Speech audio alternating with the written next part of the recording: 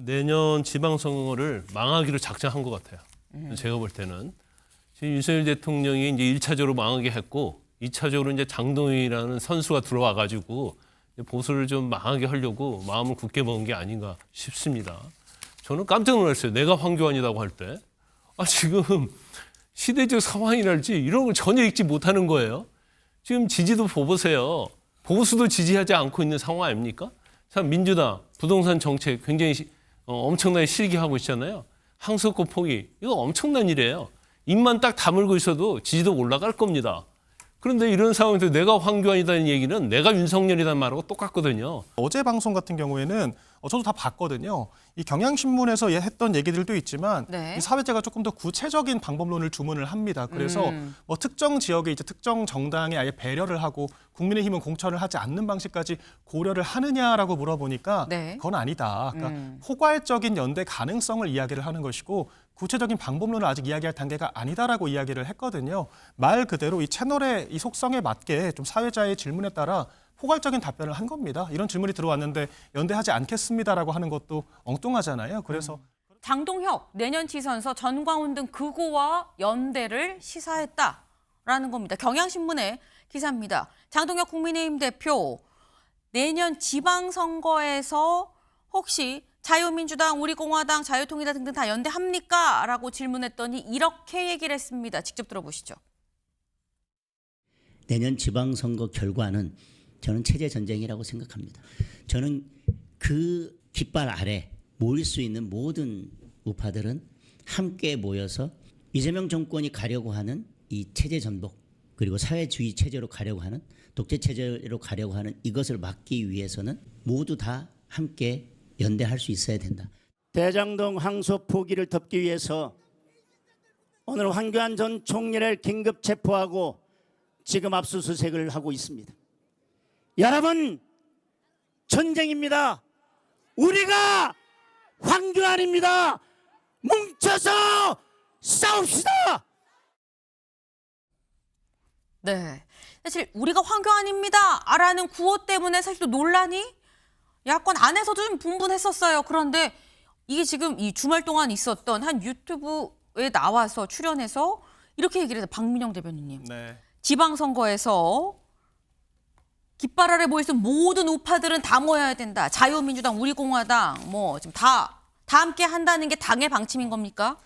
뭐 사실 이 장동혁 대표가 지금 가지고 있는 지위가 되게 복합적이라고 저는 생각을 합니다. 저희가 네. 탄핵이라고 하는 사건을 일전에 겪었고 지금 3대 특검이 가동되고 있지 않습니까? 그래서 당의 여러 사람들이 사법적으로 고초를 겪고 있는 것이 사실이거든요. 네. 그리고 이 장동혁 대표의 당선 또 기반이 이른바 이제 강성층이라고도 평가를 받기도 하고 또 한편으로는 확장을 해야 한다라고 하는 주문도 있기 때문에 굉장히 양가적인 입장에 놓여 있는 것도 맞습니다. 그렇기 때문에 딜레마 상황에서 최근 일련의 사건들, 발언들이 이렇게 뭉쳐서 프레이밍 되기 좋은 상황이 됐다라고 저도 생각을 하거든요. 네. 근데 이제 어제 방송 같은 경우에는 저도 다 봤거든요. 이 경향신문에서 했던 얘기들도 있지만 네. 이 사회자가 조금 더 구체적인 방법론을 주문을 합니다. 그래서 뭐 특정 지역에 이제 특정 정당에 아예 배려를 하고 국민의힘은 공천을 하지 않는 방식까지 고려를 하느냐라고 물어보니까 네. 그건 아니다. 그러니까 포괄적인 연대 가능성을 이야기를 하는 것이고 구체적인 방법론을 아직 이야기할 단계가 아니다라고 이야기를 했거든요. 말 그대로 이 채널의 이 속성에 맞게 좀 사회자의 질문에 따라 포괄적인 답변을 한 겁니다. 이런 질문이 들어왔는데 연대하지 않겠습니다라고 하는 것도 엉뚱하잖아요. 그래서 그런 정도 취지로 이해하면 좋겠다라고 저는 말씀을 드리고 다만 이제 우리가 황교안입니다라고 하는 등의 발언들에 대해서는 이 당 전반적으로는 여러 의견들이 양립할 수가 있기 때문에 이런 부분들에 대해서는 앞으로는 좀 자중하는 것도 좋겠다라고 하는 정도의 말씀도 덧붙이겠습니다. 네. 사실 이게 그냥 포괄적으로 어떻게 보면 선언적인 약간 그런 거 아니겠느냐라는 취지의 말씀을 하셔서 김광선 변호사님. 내년 지방선거를 망하기로 작정한 것 같아요. 제가 볼 때는. 지금 윤석열 대통령이 이제 1차적으로 망하게 했고 2차적으로 이제 장동희라는 선수가 들어와 가지고 보수를 좀 망하게 하려고 마음을 굳게 먹은 게 아닌가 싶습니다. 저는 깜짝 놀랐어요. 내가 황교안이라고 할 때. 지금 시대적 상황이랄지 이런 걸 전혀 읽지 못하는 거예요. 지금 지지도 보세요. 보수도 지지하지 않고 있는 상황 아닙니까? 참 민주당 부동산 정책 굉장히 엄청나게 실기하고 있잖아요. 항소권 포기 이거 엄청난 일이에요. 입만 딱 다물고 있어도 지지도 올라갈 겁니다. 그런데 이런 상황에서 내가 황교안이라는 얘기는 내가 윤석열이라는 말하고 똑같거든요. 이런 방향으로 갖고 있어요. 국민의힘이 그래도 수렁에 빠져 있어가지고 목만 나와 있는데 그 목도 그냥 수렁 밑으로 집어넣기 위해서 안간 일을 쓰는 저는 당대표다 저는 그렇게 봅니다. 제 3자의 객관 입장에서 보면. 네. 근데 저게 저런 인식을 가지고 있다고 한다면 아마 계속 저렇게 갈 것 같아요. 이게 무엇을 잘못했는지, 무엇 때문에 우리가 지지도를 이렇게 받고 있지 못하는지를 전혀 알지 못하고 있어서 어떻게 보면 좀 제가 볼 때는 좀 개그 같기도 하고 어떻게 저런 일이 일어날 수 있는지 참 이해가 가지 않는 측면이 있어요. 국민의 한 사람으로서 보면. 네.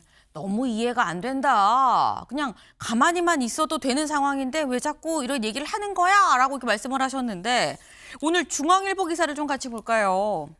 네. 오늘 중앙 8면입니다. 부동산 대장동 터졌는데 국민의힘의 지지율은 민주당의 절반 수준이더라라는 거예요. 여기 같이 보겠습니다. 한국갤럽의 여론조사죠. 근데 지금 이 파란색은 민주당이고요. 빨간색은 국민의힘입니다. 그런데 민주당은 41, 40, 42고요. 국민의힘은 26, 24로 오히려 더 하향이다라는 겁니다. 뭐 수치가 정확히 수치가 뭐 몇 프로가 더 많다 뭐 이런 건 사실 크게 중요하지 않다고 말씀드렸죠. 이 방향성이 중요하다라는 건데 오르는 거고 내리고 있는 거예요. 이 갭 차이는 사실 오차 범위를 훌쩍 넘어서 24와 40이면 거의 한 2배 정도 차이가 나는 건데 지금 부동산 대장동 터졌는데 점점점 국민의힘 지지율 민주당의 절반 수준이다. 이 얘기는 박민영 대변인님. 네. 이건 사실 가만히만 있어도 올라야 되는 이슈 아니야. 근데 왜 안 오르는 거야? 라는 약간 지적이나 질타가 좀 같이 들어있는 것 같아요. 제목에. 저희도 자성할 부분들이 있죠. 근데 네. 여론조사라고 하는 게 또 시기와 이슈가 중요하지 않습니까? 지난주 같은 경우에는 에이펙 행사를 정부가 성공적으로 마무리했던 단계였기 때문에 대통령의 지지율이 좀 폭등을 하는 측면들이 있었고 민주당 지지율이 같이 올라간 측면도 있었다라고 하는 겁니다. 그리고 이제 지난주에 대장동 이슈가 본격적으로 비화가 됐잖아요. 아마 이번 주를 비롯해서 여전히 계속될 거라고 생각을 하는데 그렇다라고 그러면 이번 주에 발표될 여론조사는 조금은 경향성이 다를 수 있다라고 생각을 합니다. 그럼에도 불구하고 저희가 이런 정부 여당의 악재에만 기댈 수는 없는 거죠. 그런 악재들에 대해서도 합리적인 비판이 뒤따라야 이제 야당도 반사 이익을 누릴 수가 있는 것이고 또한 저희가 이 정책적인 대안정당으로 거듭나야만 이런 부동산이나 경제 실책들, 이 환율 폭등 등에 대해서 합리적으로 비판할 수 있다라고 생각을 합니다. 그래서 지금 이념도 뭐 한편으로 전 중요한 측면이 있다라고 보지만 더 중요한 것은 국민들의 먹고 사는 문제다. 그래서 그런 측면에서 이 저관여층 지금 무당층으로 집계되는 사람들을 어떻게 국민의힘으로 포섭할 것인가에 대해서 좀 진지한 성찰이 필요한 터닝 포인트가 필요한 그런 단계가 아닌가라고 진단을 해봅니다. 네. 지금 말씀은 아직 대장동 항소 포기에 대한 이 여론이 반영이 안 된 것 같다 여론조사라고 말씀하셨거든요. 때문에 여기에 대한 반영이 이제 이번 주에 나올 여론조사에 좀 반영이 되지 않겠냐라고 말씀하셨는데 김상일 위원님 어떻게 보십니까? 글쎄요, 저는 뭐 다 반영이 돼서 갤럽 조사 같은 데 보면 한 4% 이렇게 대통령 지지율이 떨어지고 이런 현상이 있었거든요.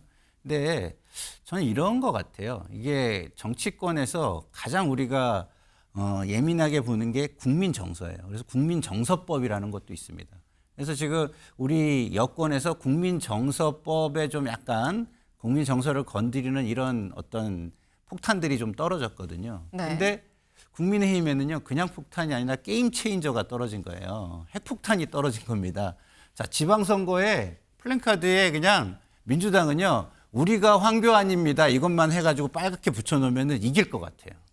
왜냐하면 국민 정서를 건드리는 거에서 지금 민주당의 악재가 폭탄 정도라면 우리가 황교안입니다는요, 핵폭탄이에요. 핵폭탄.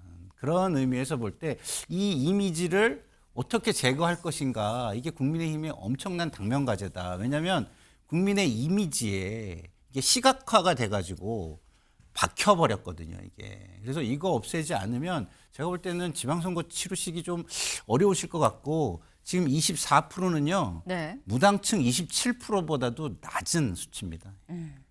사실 이 부분 지금 말씀하신 것처럼 24%라고 한다면 무당층보다도 낮은 거 아니냐. 이 얘기는 사실 굉장히 좀 국민의힘으로서는 좀 아플 수 있는 부분이 아닌가라는 생각이 드는데 근데 사실 여기에 대해서 여권 내부에서도 사실 비판의 목소리가 있는 부분이 있었어요. 그 중에 한 사람이 한동훈 전 대표였었죠. 근데 한동훈 전 대표 우리가 황교안이에요 라는 요 얘기 어떻게 생각하십니까? 라고 얘기를 했는데 이렇게 얘기했습니다. 들어보시죠. 전 대표께서 우리는 황교안이 아니다 이렇게 말씀하셨어요. 어떤 의미입니까? 저는 이렇게 독재 길목을 해서 큰 싸움이 국민을 위해 중요한 싸움이 나왔었을 때 당내에 대한 비판은 가급적 자제하겠습니다. 다만 우리는 민심을 따라야 한다. 민심을 보고 국민 믿고 가야 한다라는 네. 말씀으로 가름하겠습니다. 네, 좀 정정을 드립니다. 이 여권 내부가 아니라 야권 내부에서 이 국민의힘 내부에서도 약간 뭐 이런 비판이 있다라고 이 말씀을 드려야 되는 건데 지금 한동훈 전 대표가 사실 그동안 이런 얘기에 대해서 굉장히 비판을 했었죠. 그런데 이번에는 당내 비판을 좀 자제하겠다라고 얘기를 했어요. 이거는 박민영 대변인님 네. 어떻게 해석을 해야 되는 걸까요? 일단은 장동혁 대표의 발언에 대해서 비판의 소지가 저도 있었다라고 생각을 합니다. 네. 그럼에도 불구하고 그 의도 자체는 이렇게 3대 특검에 탄압당하는 야당의 포괄적인 연대를 이야기했다라고 하는 측면에서 저는 어느 정도 설명이 가능한 측면도 있었다라고 생각을 하거든요. 그런데 이것을 국민의힘 야권 내에서조차도 비판적인 시각을 견제하게 되면요. 그것이 훨씬 더 확대 재생산이 되고 증폭이 될 수가 있습니다. 그렇기 때문에 오히려 역설적으로 이 책임을 같이 분담을 한다라고 하는 측면이 될 수가 있거든요. 아마 그런 부담을 누리지 않고 대여투쟁에 집중하겠다라고 하는 차원에서 이런 이야기를 한 것으로 보입니다. 그럼 짧게 이렇게 여쭤볼게요. 장동혁, 한동훈 손 잡는 겁니까? 지금은 뭐 사실 당내에서는 여전히 비토 분위기가 강하다라고 하는 거고요. 지금 당장 대여투쟁이라고 하는 뭐 이런 이벤트를 벌이고 있기는 하지만 이 과거의 당원 게시판 등 사태에 대해서는 여전히 진상규명 목소리가 높기 때문에 그런 측면에 대해서는 충분히 살펴볼 수 있다라고 보고 있습니다. 네.